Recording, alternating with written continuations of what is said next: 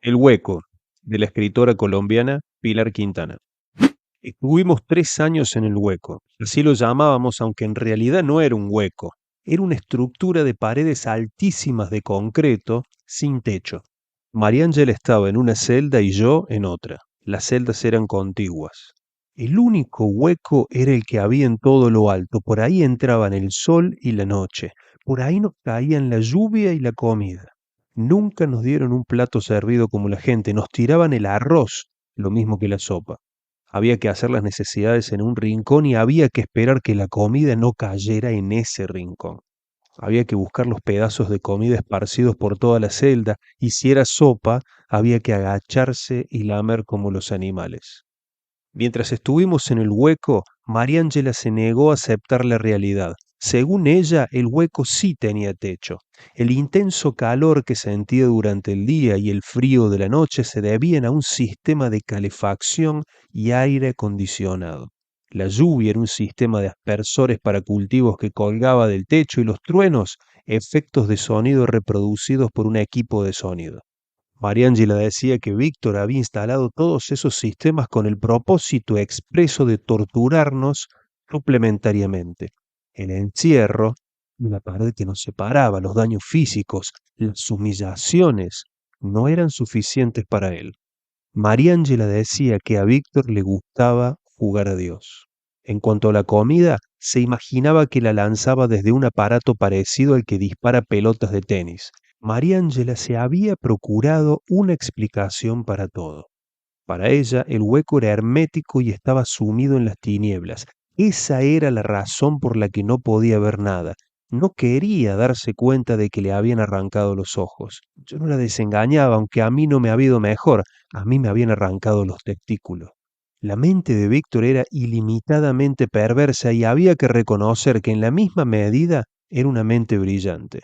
Nos había castigado a cada uno justo en donde estaba la raíz de nuestro pecado, con un acierto y con una sevicia que solo puede compararse con las atrocidades divinas de las que hace alarde la Biblia. En eso de que Víctor jugaba a Dios, sí tenía razón Mariángela. Víctor tenía una flotilla de aviones, una colección de coches antiguos y un equipo de carreras. Tenía tantas propiedades en tantas ciudades que ni él mismo sabía cuántas eran. Tenía una finca, la misma donde estaba el hueco, que era más grande que Suiza. En un arrebato de ostentación la había llamado País Víctor, y de hecho ahí solo regían sus propias leyes.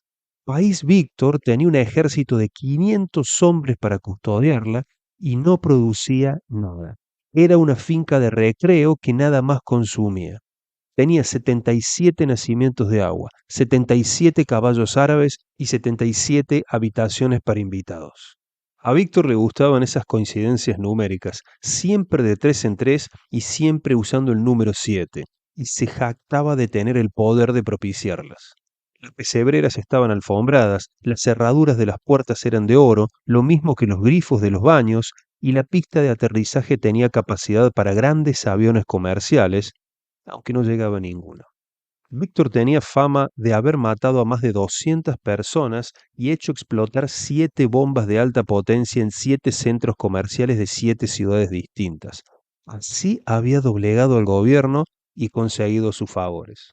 Yo solo era uno de sus pilotos, no tenía nada. La única razón por la que María Ángela podía haberse fijado en mí era porque yo era guapo. Víctor era bajito y rechoncho. La barriga le sobresalía por encima de los pantalones y a sus 39 años parecía de 50. Tenía la cara deformada por viejas marcas de acné y de vez en cuando le parecían pústulas frescas que reventaban causando estropicio de pus y sangre. Por eso hizo que a María Ángela le sacaran los ojos. María Ángela era una muchacha de barrio, una de tantas que Víctor compraba con joyas, con ropa o directamente con plata, una de esas que sacaba a pasear el fin de semana. María Ángela no era nadie, pero tenía un culo precioso. Por eso, a mí, Víctor me hizo cortar el suministro de testosterona. Yo llevé a María Ángela a País Víctor. Nunca había montado en avión y estuvo muy preguntona. Cuando llegamos a la casona y vio los balcones, la piscina y la magnificencia de todo, soltó el maletín que no había dejado que nadie le cargara y dijo, "Guau". Víctor no estaba. Nos sirvieron la cena en el comedor para 22 personas, a ella en un extremo y a mí en el otro, y nos dejaron solos. Solos con la guacamaya de Víctor, que tenía las alas cortadas y se movía de silla en silla. María Ángel estaba encantada de jugar a la gran dama. Afectaba los modales, se refería a la guacamaya como su Alteza Real y le hacía una reverencia cada vez que alzaba la copa para tomar. Nos estuvimos riendo todo el tiempo. En cuanto terminó el postre, dejó caer la servilleta con descuido sobre la mesa. Había vuelto a ser ella misma y del modo más natural me preguntó si me parecía que ella era muy puta por acostarse con un tipo como Víctor.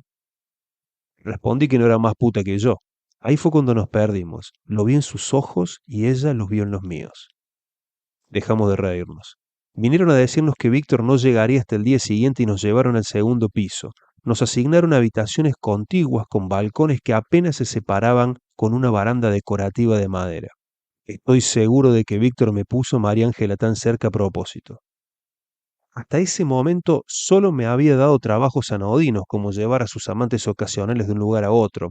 Ahora quizás estaba pensando en hacerme su piloto personal o darme una ruta, que era lo que yo ambicionaba. Víctor no confiaba en nadie y quería probarme. Yo habría jurado que en mí sí podía confiar. Fui el primer sorprendido una vez que se vio lo contrario. Cuando salí al balcón a fumarme un cigarrillo, ella estaba ahí, de pie junto a la baranda que separaba los cuartos. Hablamos de las montañas que se veían al frente, por hablar de alguna cosa, por disimular el nerviosismo. En cuanto tiré el cigarrillo nos miramos y nos besamos. Cualquiera de los empleados de Víctor podía habernos visto. Se lo dije a María Ángela y ella se entró a su habitación sin decirme nada. No tuve un instante de vacilación. Salté la baranda y entré detrás de ella. No nos dijimos nada. Todo lo hicimos con desesperación y abandono, y no creo que fuera solo por el peligro o porque fuera nuestra primera vez, sino porque en el fondo sabíamos que también era la última. Pero fuimos felices, nos mirábamos a los ojos, más bien nos comíamos con los ojos y sonreíamos. Yo me vine largamente, ella no lo consiguió. Le dije que después de un polvo imperfecto siempre hacía falta una buena conversación de cama. Ella se rió y me contó de su hijo de 4 años. Yo de los miedos que había pasado en mi profesión. María Ángela se fue quedando dormida en mi pecho. Antes de irme, contemplé su hermoso culo desnudo. Aún hoy el recuerdo de ese culo desnudo me hace posible concebir el deseo. Yo había dejado la luz de la mesa de noche encendida y ahora estaba apagada. Me moví con cautela. A pesar de la oscuridad lo vi. Estaba sentado en el sillón, se veía tranquilo y hasta me pareció ver que sonreía. Tal vez ya tenía concebido su plan. No hizo nada, no dijo nada. Se levantó y se fue. Cuando abrió la puerta entró un chorro de luz y pude ver que había dos hombres en las esquinas del cuarto. Estaban armados y me apuntaban. Oí que otros hombres entraban en la habitación de María Ángela. Oí sus gritos aterrados, oí cómo la sacaban, oí cómo se resistía, oí que le suplicaba a Víctor que no la matara y al final, cuando su voz era un hilo en el extremo más alejado del pasillo, oí que gritaba mi nombre. Quise ir por ella, pero los hombres me agarraron. Me tuvieron 2 días encerrado en la habitación, sin comida y sin agua, sin saber qué había pasado con María Ángela. Luego me llevaron al primer piso, al comedor donde había cenado con ella y la guacamaya. Había varios hombres y estaba Víctor y María Ángela. Nos miramos. Estaba tan bonita como el primer día, le sonreí. Uno de los hombres me pegó en la cabeza con la cacha de su revólver. María Ángela soltó un grito. Me desvistieron, me agarraron entre cuatro y me inmovilizaron sobre la mesa para 22 personas. Entonces vi al hombre que se acercaba con el bisturí. María Ángela no paraba de llorar. Víctor le sujetaba la cara para asegurarse de que mirara. El hombre tomó mis testículos con la mano, como sopesándolos. Los levantó y acercó el bisturí. Sentí el frío acero y el calor de la sangre. Me desmayé. Cuando volví en mí seguía sobre la mesa del comedor. Me habían puesto una manta encima y sentía frío. María Ángela estaba acostada a mi lado. Dormía. Por un momento pensé que seguíamos en la cama, que acabábamos de hacer el amor. La voz de Víctor me sacó del ensueño, sentí su aliento en mi oreja. A ella le vamos a sacar los ojos, me dijo. El hombre del bisturí debía ser un cirujano. Víctor siempre hacía las cosas bien. Estaba al lado de María Ángela. Le pusieron un aparato que le abrió los párpados. Vi claramente sus ojos verdes. Vi claramente cuando el bisturí entraba. Perdí la conciencia otra vez. A ratos la recuperaba y siempre percibía a María Ángela junto a mí, pero todas las imágenes son borrosas y de pesadilla. Creo que vi las cuencas de sus ojos vacías, sus ojos en las manos de Víctor, la guacamaya montada en el hombro de Víctor, los párpados cosidos. Cuando me desperté del todo, ella no estaba a mi lado y estábamos en el hueco.